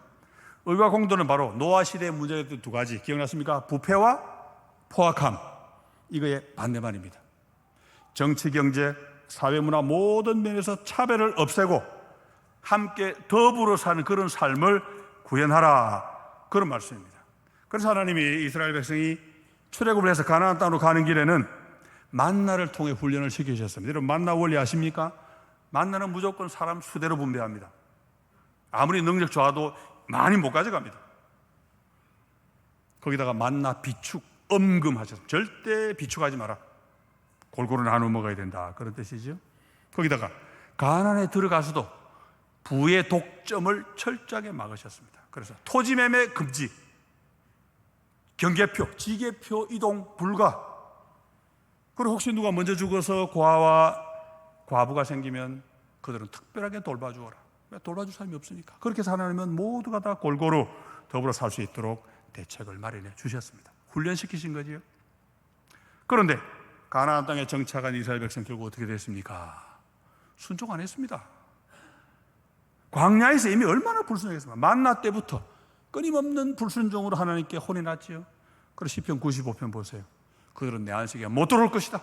얼마나 불순종했으면 이집트에서 나와가지고 가나안까지 들어간 사람 몇 명입니까? 누구지요? 여호수아와 갈렙. 둘밖에 못 들어갔어요. 아무도 못 들어갔어요. 남은 전부 광야에서 태어난 후손들입니다. 불순종했기 때문에 시편 95편과 히브리서 3장 4장이 우리에게 다 보여주죠. 그러다 가나안에 들어가서는 또 더 불순종입니다. 부모나 자녀나 똑같아요. 다른 나라처럼 돈을 추앙하고 바알을 숭배하고 사회적인 도덕적인 타락이 심각하고 무엇보다 경제적인 독점, 착취, 그것이 극단적인 빈부격차를 낳고 사회적인 약자를 억압하게 됩니다. 이사야 말씀 볼까요? 물은 만군의 여호와의 포도원은 이스라엘 백성이요 그가 기뻐하시는 나무는 유다 사람이라. 그들에게 정의를 바라셨더니 도리어 포악이요 그들에게 공의를 바라셨더니 도리어 부르짖음이었도다. 가옥에 가옥을 이으며 전토에 전토를 더하여 빈틈이 없도록 하고 이 땅 가운데에서 홀로 거주하려 하는 자들은 화 있을진저. 하나님이 저주를 쏟아 부으시지요. 여기 나와 있는 정의는 앞에 나와 있는 공도, 여기 나와 있는 공의는 앞에 나오는 의입니다. 아까 말씀드렸죠. 의와 공도 두 가지를 여호와의 도로 하나님이 아브라함 후손에게 훈련시키라 말씀하셨지요. 하나님은 의와 공도를 기대하셨는데 반대로 부패와 신음을 낳았어요. 신음 뭡니까? 포악하면 열매잖아. 포악하게 하니까 신음소리가 나오는 거죠. 그래서 결국 이스라엘 멸망당했습니다. 아수르의 바벨론의 포로로 잡혀가 나라를 망했습니다. 하나님의 백성이 거룩함을 잃어버리면 존재할 가치가 없습니다. 사람이 사람마다 못하니까 하나님이 홍수로 다 썰어버리셨잖아요. 하나님의 백성이 하나님의 백성 다 못하면 하나님 역시 이방나라의 노예로 잡혀가게 만드십니다. 마디는 소금이죠. 역시 결국 하나님 형상이지만 죄가 들어오고 나니까 안 됩니다. 아무리 하나님의 백성으로 택함 받아도 죄가 있는 한은 안 되구나. 결국 우리가 뭡니까? 깨달았으니까 그리스도가 오시지 않으면 안 되겠구나. 주님이 빨리 오셔야 되겠구나. 그걸 다시 한번 확인하는 거죠. 하나님이 너희들은 의와 공도를 실천해서 불신자들 앞에 본이 되어라 말씀하셨는데 이스라엘 백성은 어떻게 했습니까? 와, 하나님 우리만 구원하셨구나. 교만에 빠져가지고 다른 민족에 복음을 전해야 되는데 안 하려고 버티잖아요. 누굽니까? 대표적으로 선지자 누구죠? 요나 보세요. 요나. 다른 민족이 구원받을까 봐 그 싫어가지고 복음 안 전하려고. 그 이스라엘 백성이 망한 이유가 되어버렸습니다. 결국 이스라엘 보면은 우리 주님이 안 오시면 안 되겠구나. 꼭 오셔야 되겠구나. 그걸 확인해 주는 거죠. 그러니 주님이 오십니다. 이제. 자, 4번으로 갑니다. 그리스도는 우주의 혼란과 무질서를 어떻게 바로잡으십니까? 결국 원인이 뭐라 그랬죠? 원인은 죄입니다. 죄. 그러면 그 원인을 해결하셔야죠. 우리 주님은 죄를 없애기 오셨습니다. 주님의 구원은 옛날 사람들과 달리 이제는 근본 문제를 해결하시고 우리에게 영생 구원을 주시는 그런 구원입니다. 그리고 사람의 구원에서 시작해가지고 이제는 사람 때문에 저주받은 온 우주까지도 바로 잡으시는 우주의 무질서도 바로잡으신 그런 구원으로 나타납니다. 출발은 죄지요. 그가 우리 죄를 없애려고 나타나신 것을 너희가 하나니 그에게는 죄가 없느니라. 그래서 가장 중요한 게 뭡니까? 십자가 대속입니다. 십자가로 우리의 모든 죄를 없애주시고 용서해주시고 믿는 자는 누구든지 구원받게 하신 거기에 모든 문제가 다 달려있지요. 그 다음에 하늘에 있는 것이나 땅에 있는 것이 다, 우리말 다 하나밖에 없는데 전부 이게 강조됩니다. 그리스도 안에서 통일되게 하려 하십니다. 왜? 십자가로 죄 문제가 해결되니까 모든 문제가 이제 다 해결이 됩니다. 그리스도가 모든 것을 통일하는 중심이 되시는 거죠. 하늘에 있는 것이나 땅에 있는 것이 예외 없이 모두가 다 그리스도를 통해 통일이 됩니다. 모든 것이 그리스도 통제 아래 조화롭고 유기적인 통일체를 이룬다 하는 것인데, 바로 그 내용을 고린도전서 15장이 다시 이야기합니다. 15장은 좀 어렵습니다. 상당히 난해한 구절인데 마지막 구절에 보시면은 이는 하는 부분이 있죠. 하나님이 만유의 주로서 만유 안에 계시려 하심이라. 이게 이제 하나님 우리 완성된 상태입니다. 하나님이 모든 안에서 모든 것이 되신다, 그런 표현인데 신학적으로 상당히 어려운 표현입니다. 근데 간단히 말하면 무슨 말이겠습니까? 하나님이 모든 것 되신다, 이 말은 이제 모든 피조물이 하나님, 창조주 하나님의 통제 아래 질서를 회복하고 평화를 되찾는다, 온전한 모습을 회복한다 하는 그런 뜻입니다. 온 우주의 평화, 온 우주의 샬롬이 그렇게 회복된다, 그런 말씀인데 그 일을 예수 그리스도께서 십자가를 통해 하신다 하는 것이 성경의 가르침입니다. 이제는 주님이 그 일을 하시고, 그런 다음 이제는 그 주님을 구주로 믿는 사람들이 주님의 부름을 받아서 그 일을 해나가는데, 무슨 일이겠습니까? 하나님 아브라함에게 기대하셨는데 아브라함이 못한 거 있죠? 사람은 이래야 된다, 의와 공도를 실천해야 된다. 그런데 아브라함은 그것을 못했습니다. 이제 주님을 믿는 예수 그리스도의 백성, 다시 말하면 우리 교회는 그 일을 이루어야 됩니다. 아브라함은 실패했지만, 이스라엘 백성은 실패했지만, 아담도 실패했지요. 우리는 주님이 오셨으니까 할 수 있고 또 해야 되는데 뭡니까? 하나님의 형상, 사람다움, 하나님처럼 사랑으로 연합되어서 원래 인간의 모습을 이렇다 하는 것을 보여줄 그런 책임이 우리에게 주어졌다는 거죠. 자, 이제 사람이란 무엇인가 드디어 들어갑니다. 그리스도 안에서 회복된 하나님 형상은 어떤 것이 있습니까? 자, 구약 성경은 하나님 형상에 대해서 설명하지 않고 힌트만 준다 그랬죠. 신약 성경 구절 가운데 이제 하나님 형상을 언급한 구절이 두 개가 있는데, 에베소 4장 23, 4절과 골로새 3장 10절입니다. 자, 에베소부터 봅니다.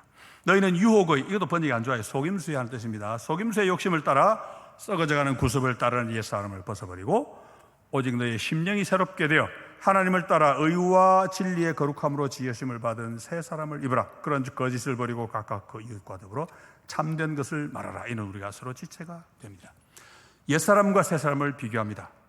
옛사람을 버리고 새사람을 입으라. 옛사람은 뭡니까? 속임수의 욕심으로 썩어갑니다. 하나님처럼 되려는 욕심을 품었다가 속아가지고, 뱀의 거짓말에 그죠? 속아가지고 부패해버립니다. 이제 속임수에 넘어간 결과는 부패, 앞에 나왔죠. 노아 시대의 사람이 심판을 받은 이유 두 가지, 부패와 포악함, 그 부패입니다. 새 사람은 어떻습니까? 하나님을 따라 지으심을 받은 하나님 형상이죠. 하나님 형상이 회복됩니다. 그리스도 안에서. 그럼 뭐냐? 의와 진리의 거룩함. 그런데 간단히 압축하면 의로움입니다. 의로움. 이게 바로 구별된 진짜 하나님 형상인데, 의는 뭐라고 그랬습니까? 앞에 의와 공도, 부패와 포악함의 반대말, 함께 더불어 사는 삶, 그걸 가리키죠. 하나님이 아담의 후손에게 또 아브라함의 자손에게 기대하셨던 것, 지금까지는 불가능했지만 이제는 그리스도 안에서 죄가 해결되기 때문에 가능해진 그런 삶을 가리킵니다. 똑같은 걸 이제 골로새 3장 10절도 가리킵니다. 너희가 서로 거짓말을 하지 말라. 옛사람과 그 행위를 벗어버리고 새사람을 입었으니 이는 자기를 창조하신 이의 형상을 따라 지식에까지 새롭게 하심을 입은 자니라. 자, 여기서 입으라 명령하지 않고 이미 입었다 선언하죠. 그래서 어떤 학자들은 에베소 4장 24절도 선언이다 그렇게 보는 사람도 있습니다. 새사람을 입으라가 아니고 새사람을 입었다 그렇게 표현하죠. 갈라디아서도 그렇게 말합니다. 자, 여기도 하나님 형상 나오죠. 자기를 창조하신 이의 형상을 따라 어떻게 된다고요? 지식에까지 새로워진다 그랬는데, 지식이 하나님 형상의 뜻이 아니고 하나님 형상을 회복한 사람은 아는 것까지, 지식까지도 새로워져야 한다 그런 뜻입니다. 새로운 내용, 하나님 형상다운 내용을 자기 지식에 담아야 된다. 그래서 그 내용이 뭐냐면 바로 이어지는 3장 11절이 우리에게 가르쳐줍니다. 뭡니까? 거기에는 하나님 형상을 회복한 사람의 지식 속에는 헬라인이나 유다인이나 할레파나 무할레파나 야만인이나 스구디아인이나 종이나 자유인이 차별이 있을 수 없나니 오직 그리스도는 만유시오 만유 안에 계시니라. 원문에 차별이라는 말은 없습니다. 그냥 헬라인 유대인 없어, 할레 무할레 없어, 아무도 없다. 뭡니까? 차별이 없다는 같은 말이지. 결국 그냥 하나라는 이야기입니다. 구분 자체를 거부합니다. 왜 구분이 없습니까? 뭐라 그랬죠? 그 뒷부분 보세요. 오직 그리스도는 만유시오 만유 안에 계시니라.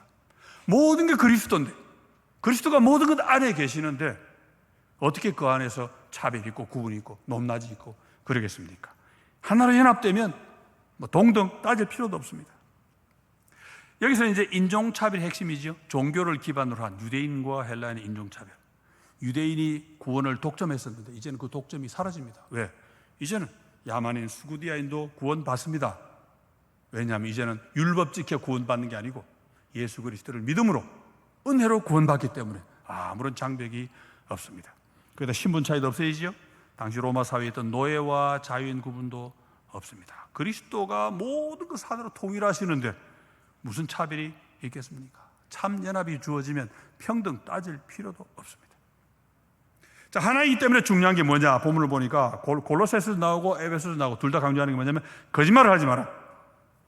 하나님 형상 회복의 핵심입니다. 왜? 우리가 하나이기 때문에. 이 거짓말은 교회의 연합과 통일의 가장 큰 걸림돌입니다. 하나님 형상이 하나가 되는 건데 그걸 가로막는 주범이 거짓이라, 그런 말이죠. 자, 골로새 3장 11절과 연속서상에 있는 다른 말씀 하나가 갈라디아 3장 27, 28절입니다. 누구든지 그리스도와 합하기 위하여 세례를 받은 자는 그리스도로 옷 입었느니라. 너희는 유대인이나 헬라인이나 종이나 자유인이나 남자나 여자나 다 그리스도와 예수 안에서 하나이니라. 자, 여기서 사회적인 차별 세 가지 언급하지요. 인종차별 또는 종교적 차별이 유대인, 헬라인. 그 다음에 사회적인 차별은 뭡니까? 노예와 자유인. 그 다음 뭐죠? 성차별, 남자와 여자. 여러분 영어 성경 가지고 한번 보세요. 중요한 것은 여기서 남자나 여자나 말이 man and woman 아닙니다. 뭐겠습니까? male and female이에요. 바로 창세기 1장에서 하나님이 사람을 창조하시되 암수로 하셨다, 그 말하고 같은 말입니다. 창조하니 그 말로 연결이 쫙 됩니다. 이제 하나님은 사람을 암수로 처음부터 연합되게 하나가 되게 창조하셨습니다. 죄가 들어와서 그걸 깨뜨리고 갈등과 분열과 차별을 낳았지만 그리스도 안에서 그 모든 차별이 다 사라지고 다시금 하나가 된다. 이게 성경의 선언입니다. 지금 우리가 볼 때는 뭐 별 큰 특별한 거 없죠. 근데 로마 시대에 이건 혁명적인 선언입니다. 이는 하나님께서 외모로 사람을 취하지 아니하심이라. 외모로 취한다, 뭐 잘생긴 사람만 구원받는다 이런 뜻이 아니고 뭐죠 이거? 차별 대우한다는 뜻입니다. 여러분 이거 정말 심각하게 봐야 됩니다. 교회생활 열심히 하는 분들일수록 더 그렇습니다. 하나님 차별 대우하지 않습니다. 모든 사람을 동등하게 대우하십니다. 그래서 하나님 형상인 우리도 모든 사람을 동등하게 대우해야 됩니다. 하나님을 본받아서. 무서운 말씀이죠. 왜냐?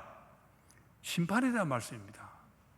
하나님은 외모 안 보십니다. 다시 말해 교회 좀 다녔다고 봐주시는 거 없다, 그런 말입니다.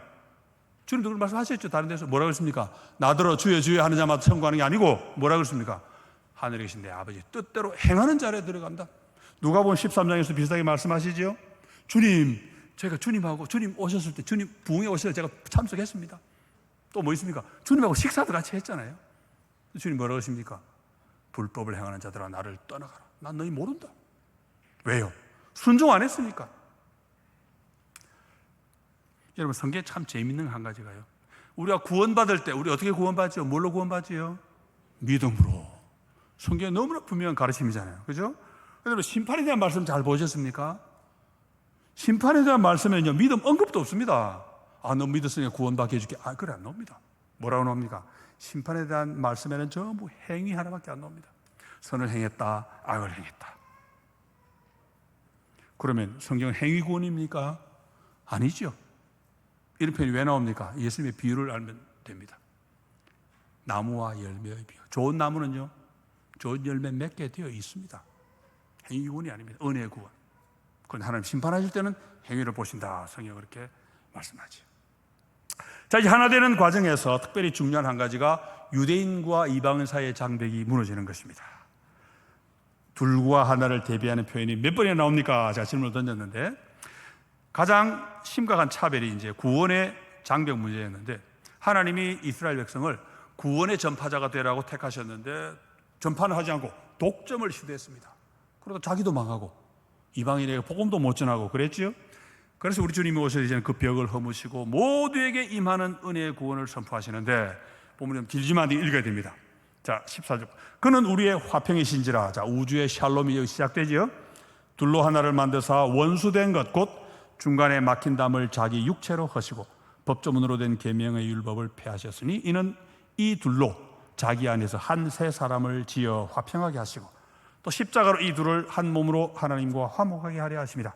원수된 것을 십자가로 소멸하시고 또 오셔서 먼 데 있는 너희에게 평안을 전하시고 가까운 데 있는 자들에게 평안을 전하셨으니 이는 그로 말미암아 우리 둘이 한 성령 안에서 아버지께 나아감을 얻게 하려 하십니다. 그는 우리의 화평이시라. 우주의 샬롬이 이제 우리 가운데 시작이 됩니다. 이 본문 보니까 둘이 하나가 된다는 표현이 4번 나옵니다. 4번. 4번.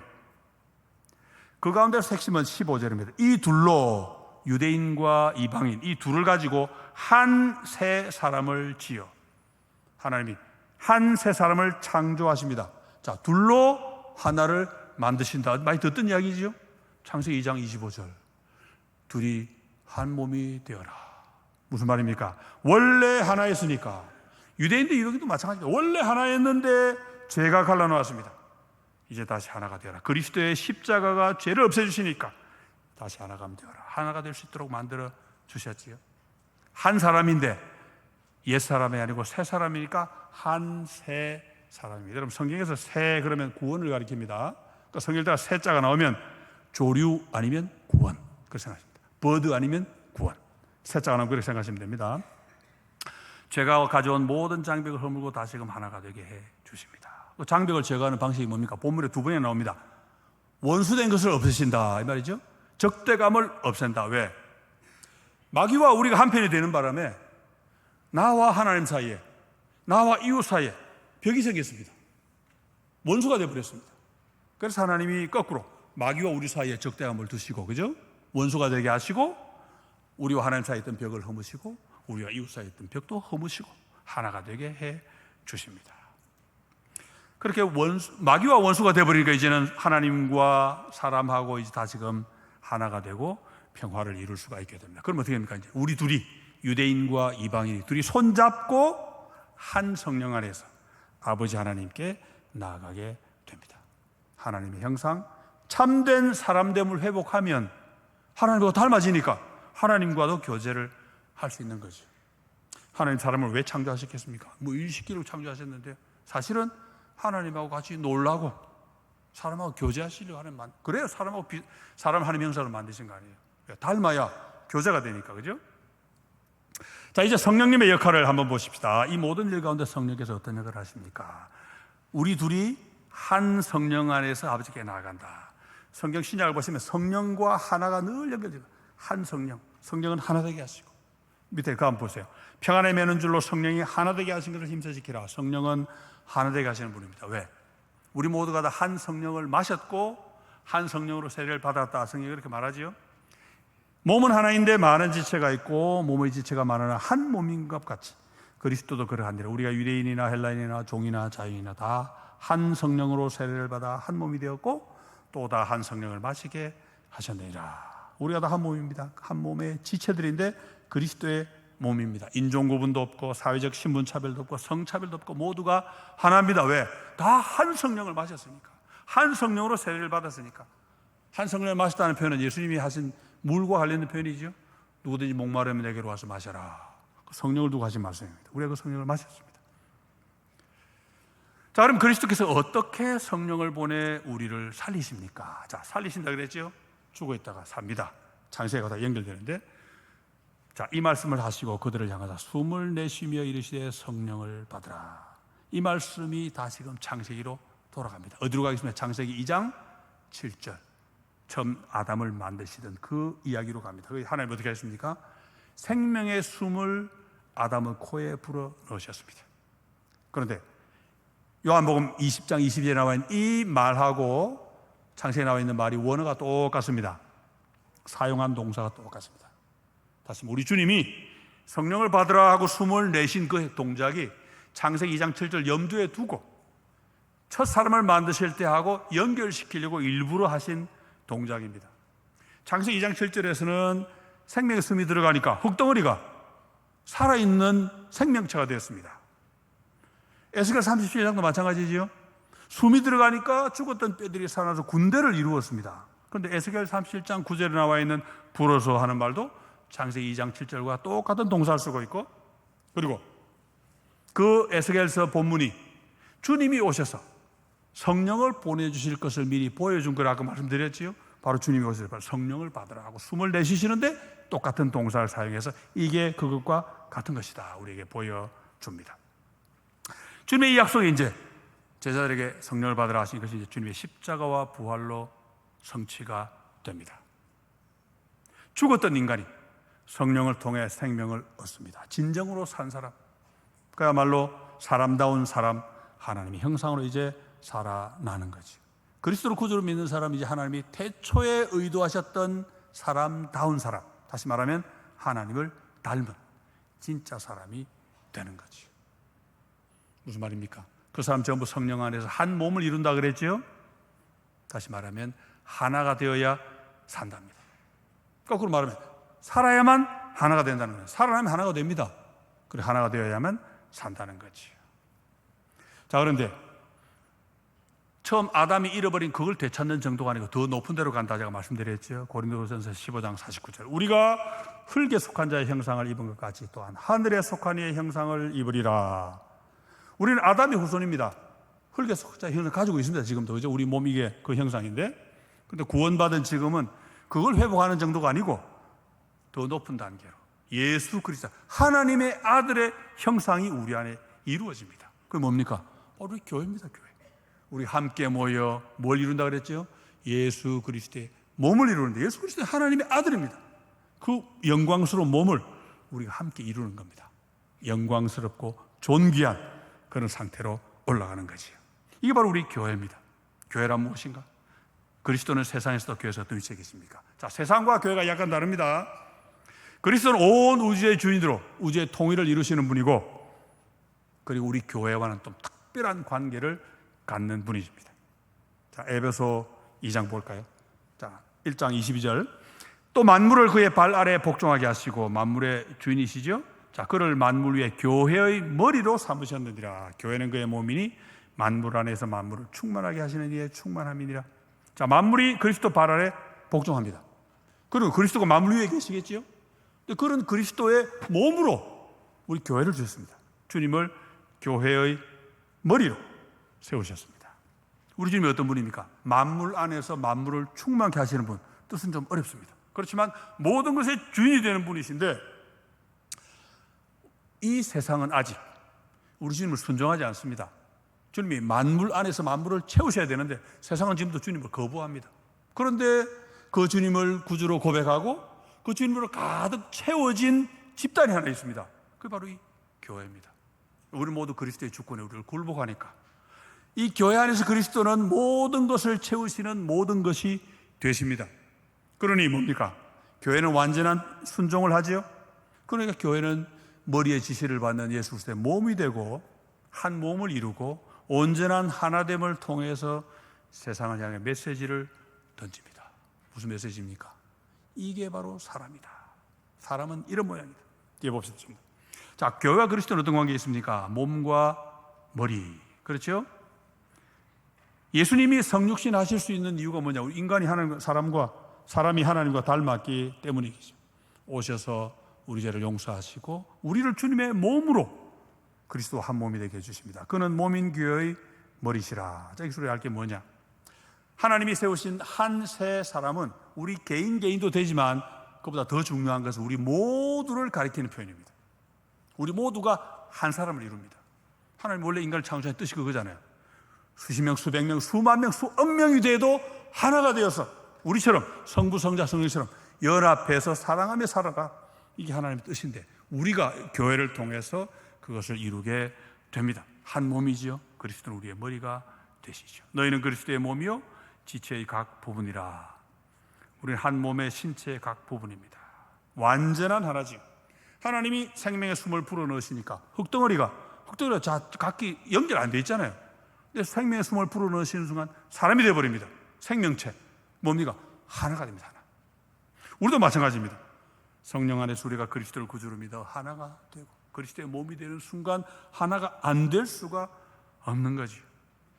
아담도 실패, 아브라함의 후손도 실패, 이제는 우리 주님의 십자가와 부활로 우리 교회로 와서 드디어 이루어지고 성취가 됩니다. 우리는 실패하면 안 되고 할 수도 없는 존재들입니다. 그런데 우리 교회 사명이 나오죠. 교회는 사명이 뭡니까? 자, 몸의 비유. 우리가 그리스도의 몸이다 이 말은 첫째로는 하나란 말입니다. 하나. 몸이 하나인데 오른손 다쳤다고 왼손이 고소하다. 그래 할 수 있습니까? 아니, 오른손이 왼손도 같이 아픕니다. 하나니까 온 몸이 아픕니다. 그냥. 그게 한 몸입니다. 하나이죠. 교회가 그래야 되는 거죠.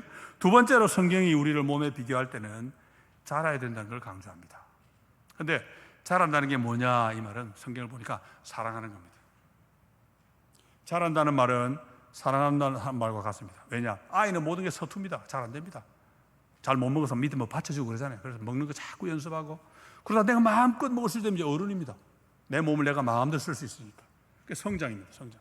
뭐냐?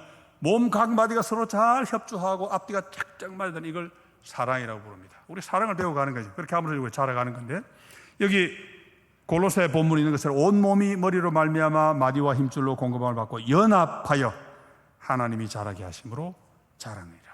온 몸이 우리 함께 자랍니다. 교회는 개인도 자라야 되지만 우리 함께 그리스도의 몸으로 자라가는 게 중요합니다. 그래서 중요한 게 뭡니까? 성도의 교제입니다. 교제.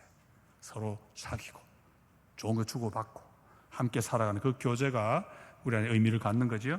에베소서 똑같은 말씀합니다. 오직 사랑 안에서 참된 것 사이에 범사에 그에게까지 자랄지라. 그는 머리니 곧 그리스도라.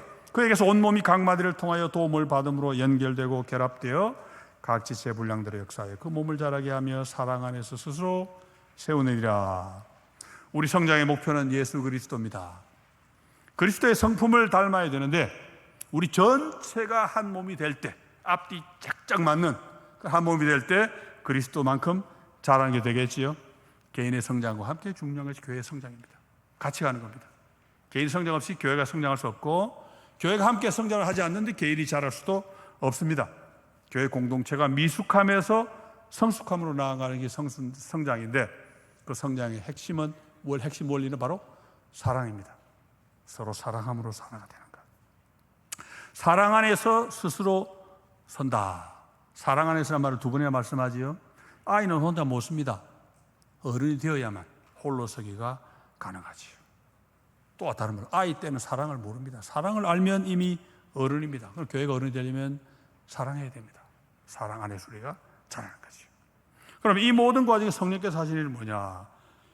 그리스도가 우리의 머리신데 그리스도의 머리, 그리스도의 주권을 우리 가운데 다 역사하도록 만드시는 분이 바로 성령입니다.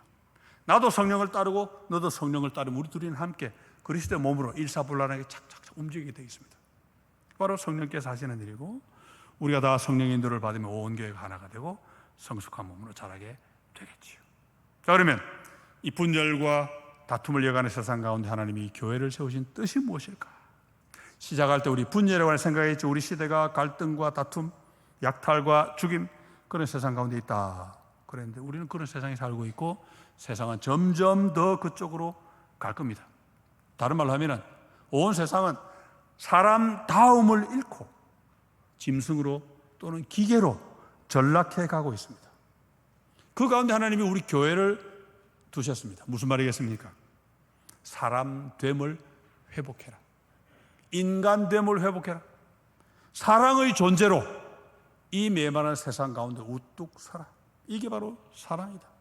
이게 바로 하나님의 형상의 진짜 모습이고 이게 바로 존귀한 인간의 모습이다. 그걸 보여주라는 뜻이지요. 우리 주님 말씀하신 소금과 빛에 관한 말씀 여러분 다 잘 아시니까 따로 읽지는 않겠습니다. 우리는 특성을 가진 맛을 가진 소금이지요.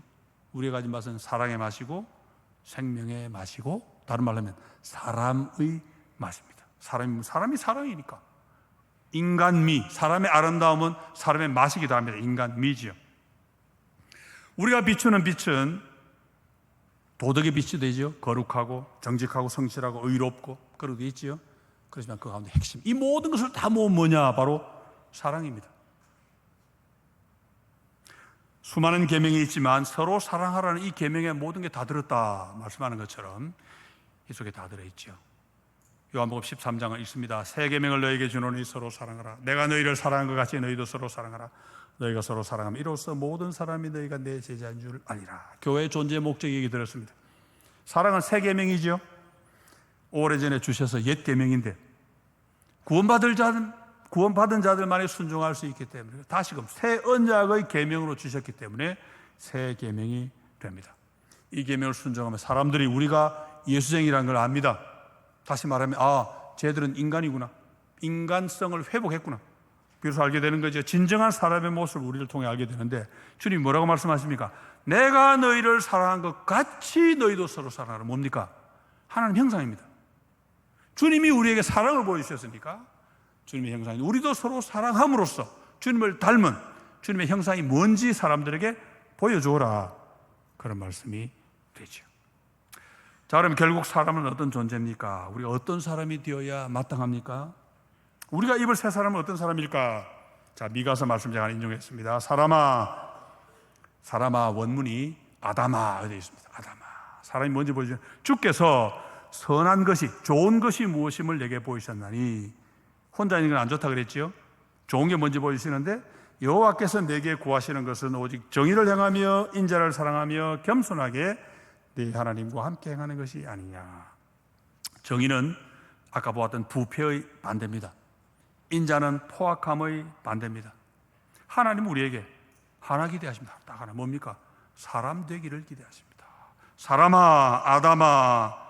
사람은 사랑이지요. 모두가 함께 하나 되어 사는 그런 삶을 사는 게 사람입니다.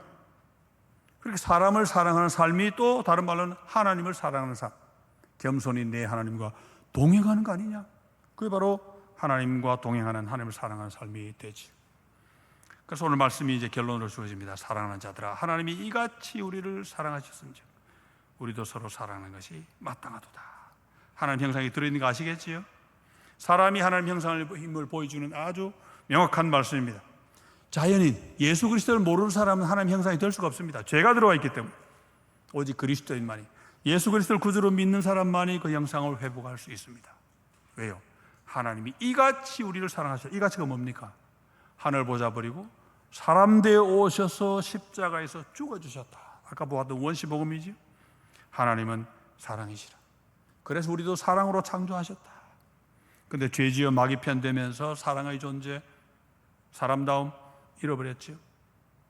그런데 우리가 그 사랑, 독생자를 보내신 그 사랑을 입고 그 사랑으로 죄를 용서받고 하나님의 형상이라는 놀라운 영광을 회복했습니다.